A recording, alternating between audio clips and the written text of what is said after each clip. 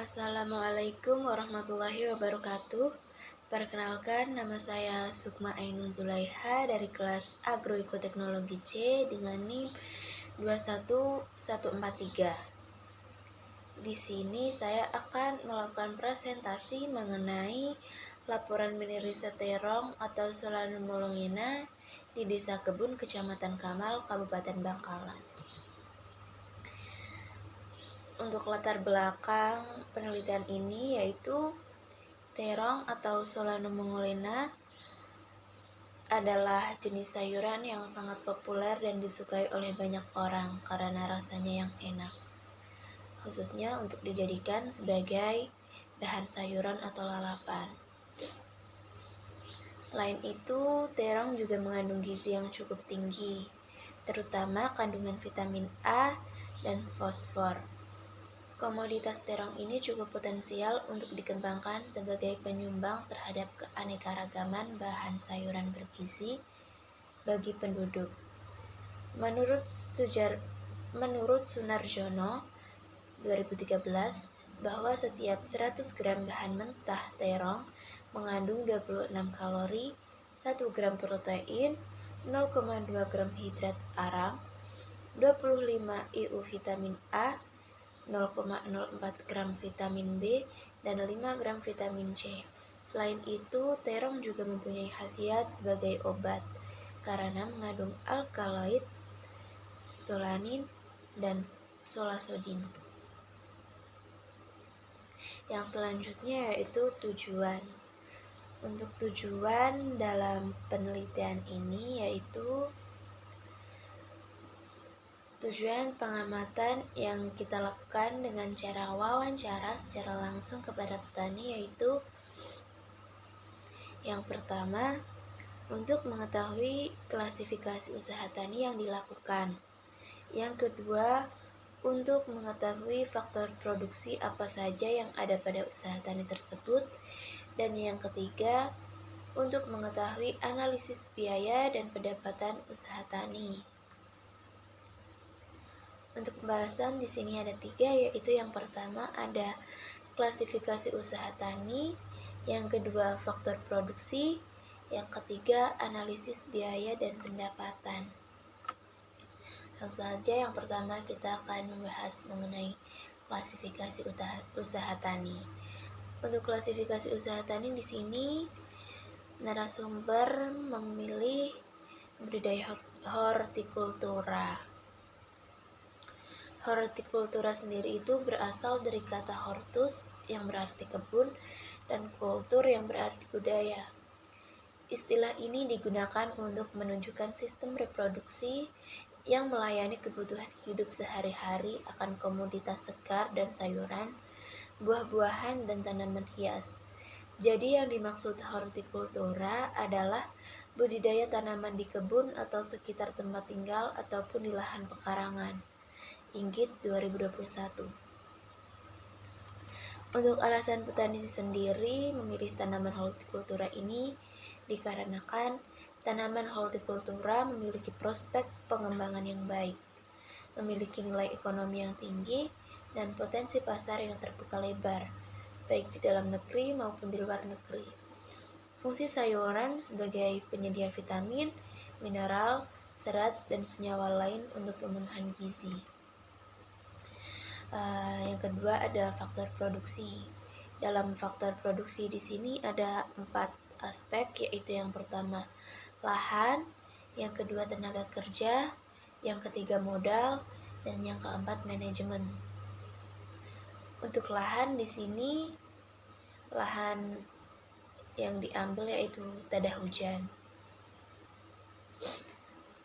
Untuk lahan tada hujan adalah lahan yang memiliki pematang namun tidak dapat dialiri dengan ketinggian dan waktu tertentu secara kontinu. Untuk lahan di sini itu milik sendiri. Status lahan milik sendiri atau status kepemilikan tanah menjadi bukti tertulis yang mendapatkan pengakuan hukum. Di sini narasumber status tanahnya yaitu milik narasumber itu sendiri. Yang selanjutnya yaitu tenaga kerja. Untuk tenaga kerja di sini ada dua, yaitu yang pertama manusia atau pegawai dan yang kedua mesin. Untuk manusia atau pegawai adalah sumber daya manusia yang memiliki potensi, kemampuan yang tepat guna, berdaya guna, berpribadi dalam kategori tertentu untuk bekerja dan berperan serta dalam pembangunan sehingga berhasil guna bagi dirinya sendiri dan masyarakat secara keseluruhan. Simanjuntak 2001-5. Untuk tenaga kerja di sini diambil ketika butuh saja atau bukan seperti harian, bulanan, ataupun tahunan. Yang kedua adalah mesin. Di sini selain menggunakan tenaga manusia, narasumber juga menggunakan tenaga kerja mesin, misalnya traktor. Yang selanjutnya adalah modal. Modal yang digunakan untuk produksi ini yaitu dari modal sendiri. Untuk manajemen di sini ada perencanaan. Narasumber merencanakan dalam waktu jangka panjang. Yang selanjutnya, yang kedua adalah pengorganisasian. Untuk usaha tani ini tidak ada pengorganisasian dikarenakan usaha tani dipegang oleh narasumber sendiri. Untuk pengawasan dilakukan secara langsung oleh pemilik lahan itu sendiri secara berkala atau bisa dilakukan seminggu sekali. Untuk pengolahan lahan, di sini pembajakan sawah atau traktor, penyiapan bibit, pembibitan, penanaman, perawatan, di sini ada penyiraman, pemupukan, pengendalian OPT dan lain-lain. Yang selanjutnya ada panen dan pasca panen. Panen dilakukan setelah 70 hari sejak bibit ditanam dan pemanenan dilakukan setiap 3-4 hari sekali. Pasca panen dilakukan sendiri dan juga karyawan untuk kemudian dipasarkan.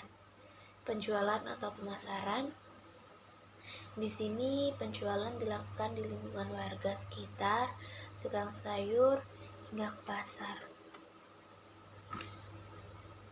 Untuk yang ketiga di sini ada analisis biaya dan pendapatan. Yaitu yang pertama ada biaya variabel,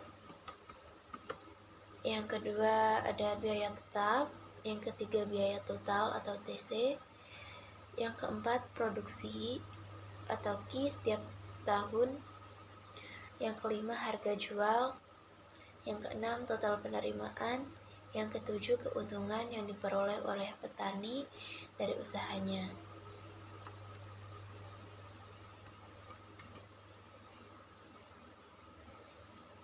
Yang pertama di sini kita akan membahas biaya variabel. Untuk biaya variabel di sini benih, pupuk kandang, insek kimia, mulsa, potrai, karung, transportasi dan perbaikan. Untuk total biaya variabel di sini yaitu 934 juta. Yang selanjutnya atau yang kedua adalah biaya tetap. Untuk biaya tetap di sini yaitu gaji. Untuk gaji di sini pun itu tidak tetap karena usaha tani ini memerlukan karyawan hanya di waktu tertentu saja. Sementara untuk biaya sewa di sini juga tidak memakai. Tapi jika dihitung-hitung untuk biaya tetap di sini karena hanya gaji di sini mencapai 2 juta dalam 1 tahun. Untuk biaya total atau TC sama dengan untuk menghitung biaya total di sini dengan cara menjumlahkan biaya variabel dengan biaya tetap. Yaitu untuk biaya variabel adalah 934.000 ditambah dengan biaya tetap 2 juta, sehingga biaya total di sini 2.934.000.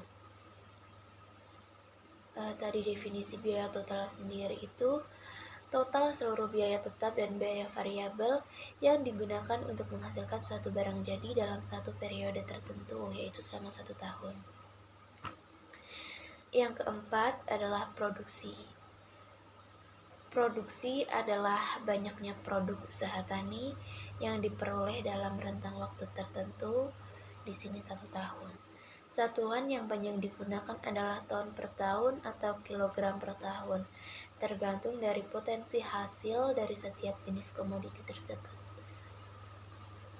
Pada penelitian ini, didapatkan hasil produksi setiap tahunnya adalah, jadi panen dimulai sejak 75 hari setelah tanam, dan setiap hari dilakukan pemanenan dengan perolehan 20 kg, sehingga jika dalam 1 tahun terdapat 365 hari, maka kita mulai pemanenan yaitu 365 hari, karena 365 hari ini adalah jumlah hari dalam 1 tahun, dikurangi 75 hari, yaitu totalnya 290 hari. Maka produksi total setiap tahun yaitu 290 hari dikali 20 kg sama dengan 5.800 kg per tahun untuk produksi setiap tahunnya.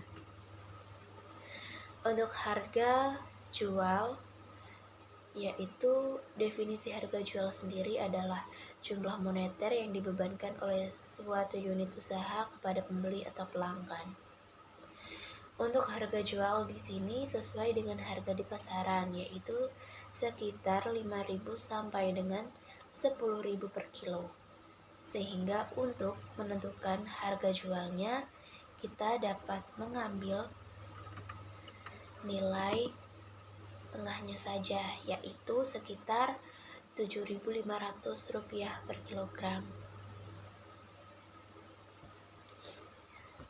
Untuk yang keenam yaitu total penerimaan. Di sini total penerimaan yaitu berdasarkan hasil penjualan selama 1 tahun dengan perhitungan sebagai berikut.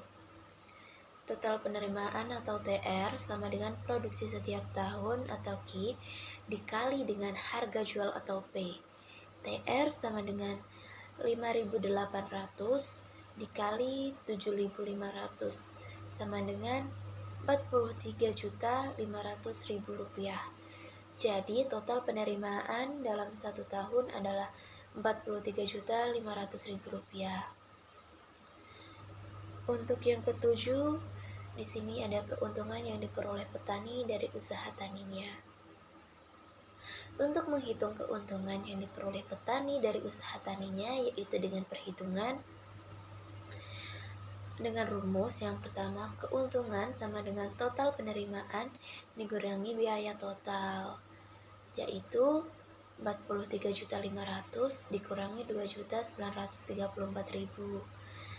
Jadi keuntungannya di sini Rp40.566.000. Jadi keuntungan yang didapatkan petani dalam 1 tahun yaitu Rp40.566.000. Yang selanjutnya adalah kesimpulan dan saran. Untuk kesimpulan di sini, dalam penelitian ini dilakukan dengan cara wawancara kepada petani secara langsung, sehingga kita dapat memperoleh data serta pengetahuan mengenai usaha tani. Selain itu juga diperoleh data perhitungan mulai dari biaya variabel sampai dengan keuntungan petani. Saran. Untuk saran di sini, untuk usaha tani terong ini diharapkan ke depannya diadakan pengorganisasian, karena belum ada pengorganisasian dalam usaha tani tersebut, serta pengawasan dan perawatan juga lebih ditingkatkan supaya hasil yang didapatkan juga lebih maksimal. Untuk yang terakhir adalah daftar pustaka.